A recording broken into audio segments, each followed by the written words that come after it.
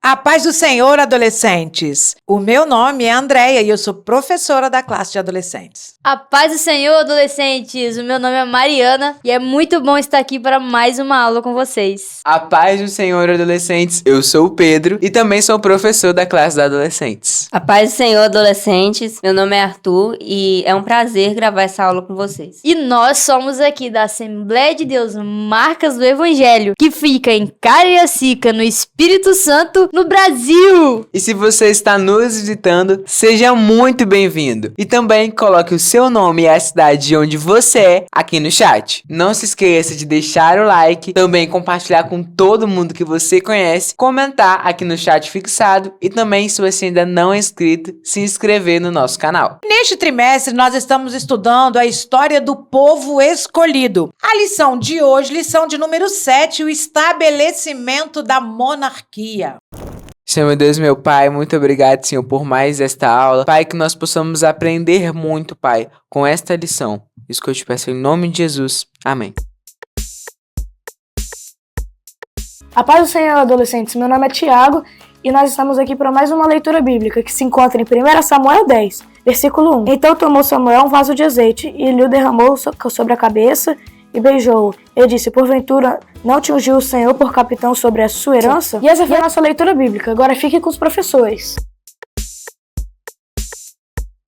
Nós sabemos que o estabelecimento da monarquia vem da escolha de um rei. Após a saída do povo do Egito, ele foi guiado por Moisés e depois por Josué até a terra prometida. A partir daí, nós vamos ver que foi estabelecido o tempo dos juízes. E agora nós nos encontramos no tempo em que Samuel era juiz em Israel. Se nós vermos toda a trajetória do povo de Israel, nós vamos ver que em determinado momento Moisés já vai apontar para o povo que em determinado tempo da história, o povo de Israel haveria de escolher ou pedir, solicitar que fossem governados por um rei. Inclusive, em Deuteronômio 17:15, Moisés vai descrever como deveria ser esse rei. Então, adolescentes, o período dos juízes terminou com a liderança de Samuel, e ele que foi o responsável por estabelecer a monarquia em Israel. Como Samuel já estava avançado na sua idade, ele colocou seus dois filhos, Joel e Abias, para liderarem o povo como juízes em seu lugar. Mas ele percebeu que os seus filhos eram corruptos e não seguiam a lei de Deus. E por isso o povo começou a reclamar, pedindo um rei a Samuel. E esse pedido do povo se deu pela vontade que eles tinham de se parecer com as nações vizinhas, que eram mais poderosas, mais fortes, e também pelo medo de serem atacadas também por essas nações vizinhas por eles não terem um rei. E Samuel foi orar a Deus porque ele não fazia nada se antes orar. E Deus disse a Samuel que o povo não estava rejeitando a Samuel, mas sim rejeitando a Deus, porque o tempo dos juízes foi na verdade um tempo onde Deus governou o povo através dos juízes, que é chamado de teocracia. E desde quando saíram do Egito, por diversas vezes o povo se entregou à idolatria. E agora não estavam abandonando somente Samuel, mas também ao próprio Deus. Apesar de tudo isso, Deus advertiu o povo sobre que o futuro rei faria. Ele colocaria os seus filhos para trabalhar como soldados, as suas filhas seriam servas, ele cobraria impostos, ele tomaria a melhor parte da colheita e, por fim, faria com que os filhos de Deus, os israelitas, chorassem por terem feito essa escolha. Mediante a todas essas consequências apresentadas por Deus, o povo ignorou e mesmo assim quiseram um rei. Na época do Antigo Testamento, os reis, eles governavam no legislativo, no executivo e no judiciário. Ou seja, todas as decisões, quem tomava era o rei. Ele era soberano em total decisão a respeito de qualquer coisa no reino de Israel. E, por sua vez, ele defendia o povo tanto em tempo de paz como também em tempos de guerra. Como Pedro disse, Israel estava vivendo o tempo da teocracia, ou seja, Deus ele era soberano rei. E Deus havia feito uma promessa ao povo de Israel, que os livraria de todos os ataques inimigos. Mas Israel esqueceu da promessa que Deus havia feito e decidiu então ter um rei que governasse sobre eles.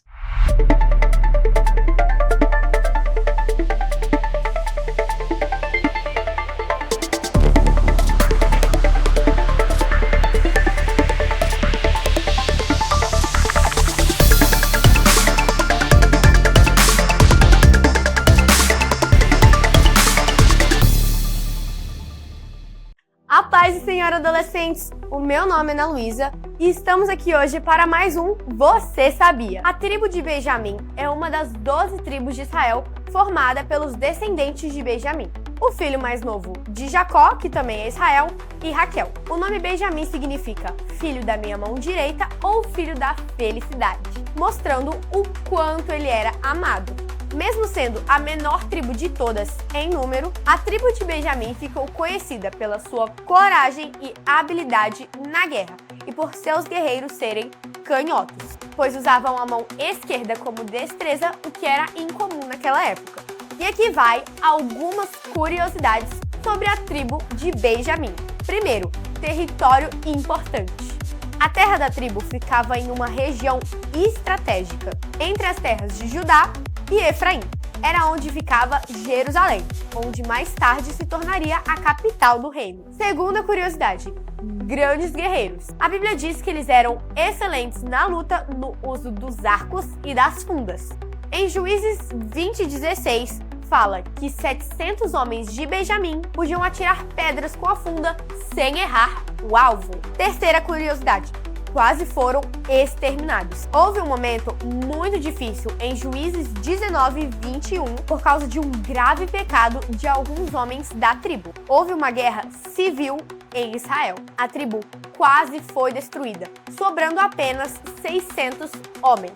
Mas Deus permitiu que eles se recuperassem. Quarta curiosidade, Saul, o primeiro rei. O primeiro rei de Israel, Saul, veio da tribo de Benjamim. Deus escolheu um homem forte e bonito dessa tribo para liderar o povo. E quinta curiosidade, Paulo, o apóstolo. No Novo Testamento, o apóstolo Paulo, que antes se chamava Saulo, também era da tribo de Benjamim. Filipenses 3:5. Mesmo depois de muitos anos, ainda havia orgulho de fazer parte dessa tribo tão especial. E esse foi o nosso Você Sabia de hoje. Espero que vocês tenham aprendido tudo. Então, até a próxima. Tchau!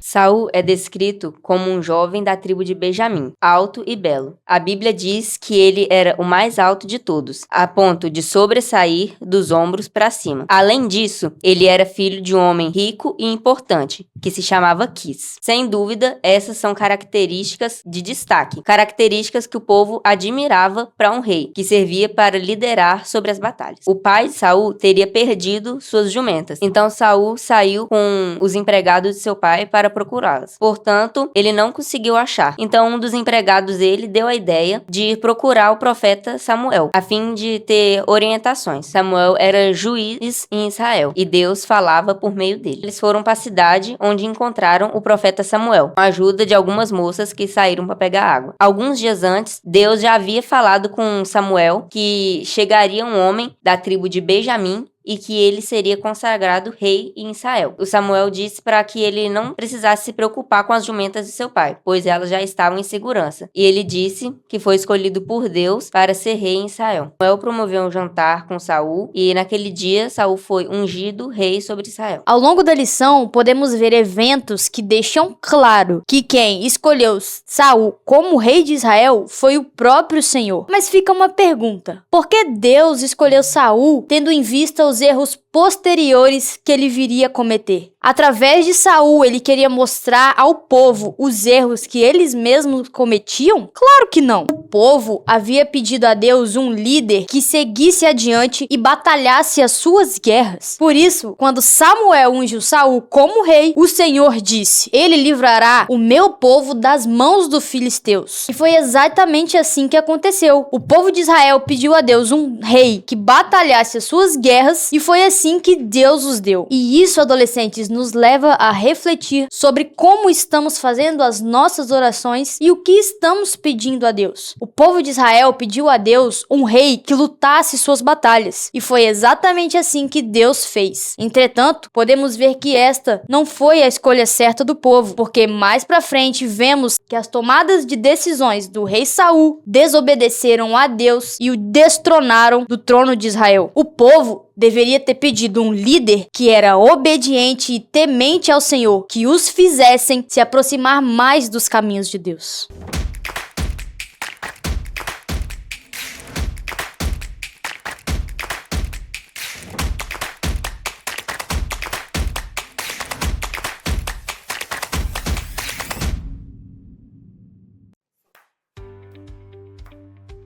Olá, adolescentes! Qual era o papel do rei no Antigo Testamento? Primeiro, que inicialmente não era a intenção original de Deus de que Israel tivesse rei como as nações vizinhas. Israel deveria viver governado por Deus, por sua lei e pelo Espírito Santo. E quando eles precisassem de alguém para comandá-los, Deus então levantaria um juiz, como levantou, e então eles venceriam a guerra e voltariam à paz outra vez.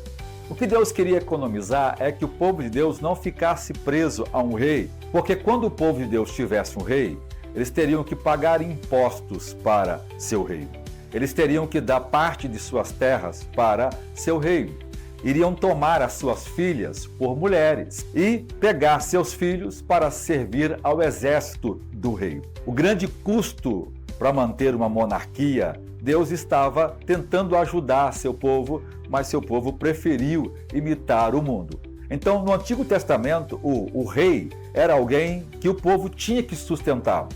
Embora o rei tivesse poder sobre todos os outros súditos do reino, ele deveria ser alguém que amasse a Deus, que obedecesse a palavra de Deus, e deveria ser alguém muito humilde, como foi Davi. Davi é o padrão dos bons reis do Antigo Testamento. Ele amou a Deus, ele obedeceu a Deus e ele foi humilde, e o povo foi muito abençoado em seu governo. Jeroboão é o arquétipo, é o símbolo de todos os falsos reis ou reis maus do Antigo Testamento. Como a posição do rei trazia muito vaidade, o rei tinha que ser uma pessoa muito humilde e que confiasse em Deus em todas as coisas.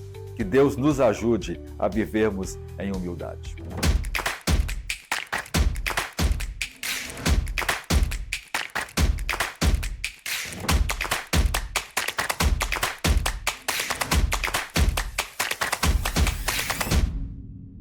Após ser ungido rei, Saul recebeu algumas instruções de Samuel. E Samuel reuniu os profetas de Israel para abençoar a Saul, e ali ele foi cheio do Espírito de Deus. Samuel promoveu uma reunião diante de todas as tribos de Israel. Aqui está o homem que o Senhor Deus escolheu. Não há ninguém igual a ele entre nós. E todo o povo gritou: viva o rei! Na posição de rei, Saul teve vitórias militares importantes. Ele derrotou vários povos vizinhos, dentre eles os de Moabe, de Amon, de Edom, os reis de Zobá e os filisteus. E em toda parte que lutava, era vitorioso. Saul lutou corajosamente, venceu também os amalequitas. Defendeu o povo de Israel de todos os ataques. No reinado de Saul, houve importantes conquistas para o povo de Israel e uma segurança territorial e militar foi estabelecida. Entretanto, a gestão de Saul não foi marcada apenas pela vitória. Após anos de reinado, Saul entrou em uma fase de decadência. Isso ocorreu no contexto de uma luta contra o povo filisteu. Esse inimigo filisteu se agrupou para pelejar contra o povo de Israel, com mais de 30 mil carros de guerra, 6 mil cavaleiros e um exército muito numeroso. Nessa ocasião, o povo de Israel se reuniu em Gilgal com o objetivo de lutar contra os filisteus. Porém, era costume, antes da batalha, eles terem um momento de adoração. E Samuel ainda era o profeta naquele tempo. Por isso, eles deveriam aguardar a chegada dele. Samuel demorou para aparecer e realizar o sacrifício. O povo ficou ficou apavorado por causa do exército inimigo. Aos poucos, o povo começou a abandonar Saul, se retirando da área de concentração para a batalha em Gilgal. O rei, movido pela autossuficiência, confiança e ansiedade, ele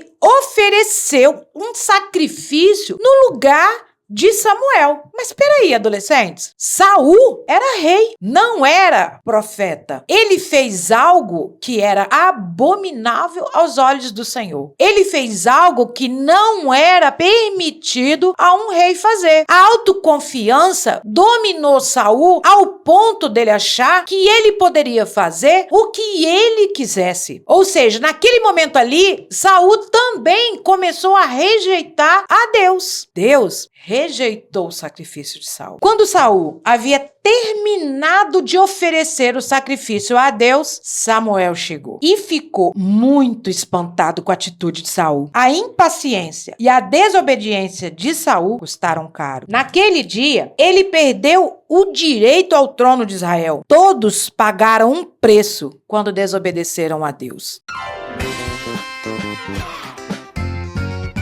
Estamos aqui com a Rafaela. Rafaela. Você já seguiu o que parecia ser certo, mas viu que não era o que Deus queria? Já. E o que você aprendeu com isso? Eu aprendi que nós devemos ouvir mais, o que Deus quer que façamos. Estamos aqui com o João Pedro. João Pedro. Você já seguiu o que parecia ser certo, mas viu que não era o que Deus queria pra você? Já. E o que você aprendeu com isso? Eu aprendi que o nosso coração, ele é enganoso. E que nós não devemos seguir as intenções do nosso coração, mas sim as intenções que Deus tem pra nós.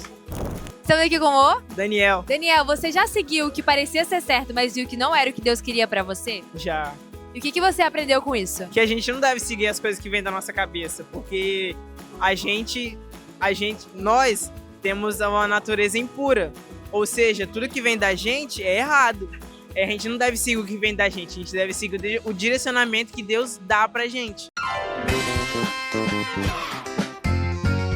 Saul continuou sendo rei e defendendo o povo de Israel bravamente. Algum tempo depois, ele entrou em guerra contra os amalequitas. Mas em vez de destruir tudo, como Deus ordenou, o rei pegou para si o melhor gado e o melhor das ovelhas, com o pretexto de oferecer sacrifício ao Senhor. Além disso, também poupou a vida de Agag, rei dos amalequitas. Ele desobedeceu às ordens de Deus. Deus avisou a Samuel que Saul tinha desobedecido suas ordens. Na manhã seguinte, o profeta foi procurar o rei e o confrontou quanto ao descumprimento das ordens divinas. Saul tentou fingir que tinha obedecido ao Senhor, mas Samuel mostrou que ele não cumpriu toda a ordem de Deus. Ao invés de destruir tudo, Saul recolheu excelentes rebanhos, poupou a vida do rei amalequita e quando foi confrontado, o rei tentou argumentar com o sacerdote, dizendo que desobedeceu, mas com o propósito de oferecer os animais em sacrifício ao Senhor. Revolta contra o Senhor e o orgulho são pecados tão graves como a prática da feitiçaria e da idolatria. Nesse contexto, Saul ainda insistiu com Samuel, pois sua preocupação era manter boas aparências diante do povo. Mas a resposta de Samuel foi enfática. Você rejeitou as ordens de Deus. E por isso, ele também o rejeitou como rei de Israel. Pouco depois de Saul ter assumido as suas funções como rei, os amonitas tentaram uma conquista a Jabes de Gileade, na Transjordânia. E logo mensageiros chegaram a Saul dizendo sobre esse desastre. E Saul, com a sua comovente liderança, se posicionou e levou todo o povo a batalhar. E essa demonstração de liderança sobre este ataque serviu para que o seu prestígio fosse elevado perante o povo. Embora Saul fosse um pouco mais que um rústico comandante, ele também era um homem muito orgulhoso e muito valente. E era quase inevitável que algum desentendimento acontecesse entre o rei e o profeta. Numa tentativa de preservar a nação de Israel, Samuel recebeu ordens de Deus para que ele ungisse Davi, filho de Jessé, como rei e sucessor de Saul. Adolescentes, a lição de hoje nos leva a refletir acerca do nosso comportamento, acerca das nossas escolhas, acerca do que nós pedimos a Deus e, mais ainda, como nós estamos nos posicionando perante ao Senhor. Olha como o profeta Samuel fazia. Ele era um homem cheio de Deus. Tudo que ele ia fazer antes, ele orava. Em momento nenhum, nós vamos ver o profeta Samuel se achando autossuficiente para tomar decisões sem antes buscar a orientação do Senhor. E é assim que devemos fazer hoje. E adolescentes, nunca se esqueçam do que disse o profeta Samuel. É melhor obedecer a Deus do que enfrentar as consequências da desobediência. Observando o pedido do povo, como será que são os nossos pedidos? Será que nós realmente temos pedido coisas segundo a vontade de Deus? Devemos aprender a confiar nos planos de Deus para nossas vidas. Adolescente, chegamos a um momento muito especial da nossa aula, que é o momento da oferta. Então tá passando aqui embaixo os meios que você pode contribuir na casa do Senhor. E também temos o projeto dos 1000 Valentes, que tem como objetivo comprar esse espaço maravilhoso onde nós adoramos a Deus.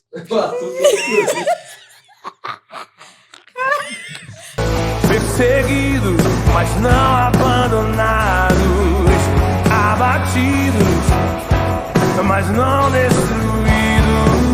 Então declara isso, vai! Estamos de pé, oh, não caminhamos pelo que vemos, o que nos move é o que nós cremos. Nação Santa, somos a igreja. Ei, vivemos por fé, estamos de pé.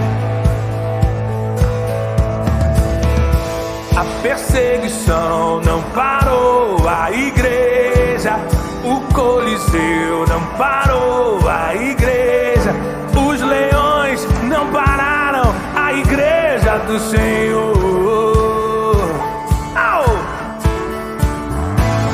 O inferno não pode prevalecer. Vamos avançar, não vamos parar de crescer.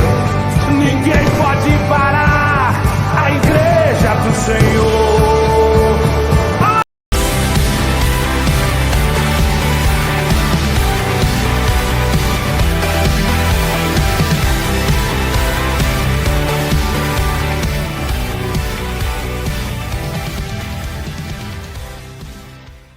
A paz do Senhor, adolescentes, meu nome é Lucas e agora nós estaremos indo no nosso momento quiz. Número 1. Qual foi a principal motivação do povo de Israel a pedir um rei a Samuel? Letra A. Escapar da escravidão do Egito. Letra B. Ser como as outras nações. Letra C. Vingar-se das derrotas em batalha. Letra D. Resolver a divisão entre as tribos. Tempo na tela.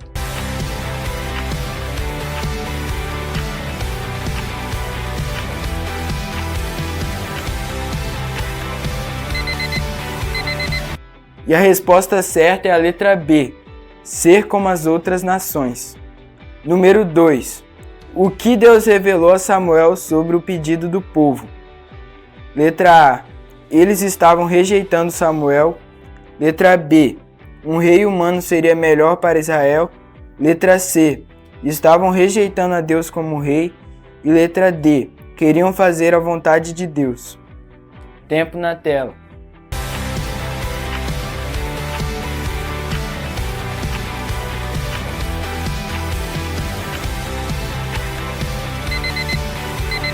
E a resposta correta é a letra C. Estavam rejeitando a Deus como rei. Número 3. Qual atitude fez Saul perder o favor de Deus? Letra A. Fugiu dos filisteus. Letra B. Ofereceu sacrifício no lugar de Samuel. Letra C. Vestiu roupas sacerdotais. E letra D. Deixou a arca ser capturada.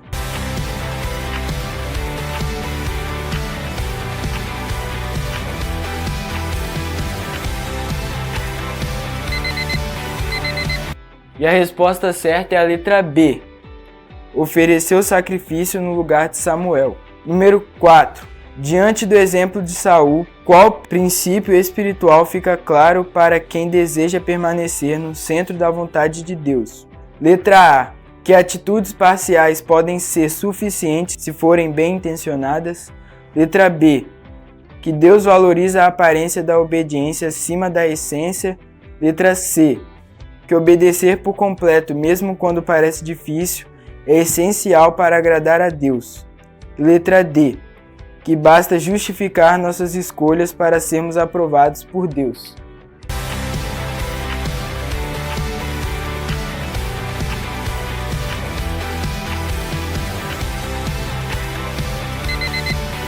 A resposta correta é a letra C.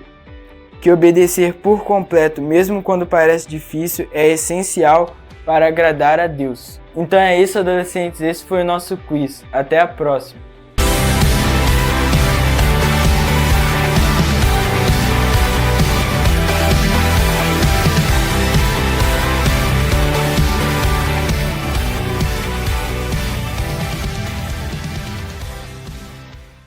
Então, adolescentes, para finalizar a nossa aula, vamos orar. Senhor Deus, muito obrigado pela aula de hoje, ó Pai. Que a palavra que hoje foi falada possa permanecer em nossos corações, que possamos crescer em sabedoria e em obediência ao Senhor. Amém. Tchau, adolescentes! Tchau, adolescentes!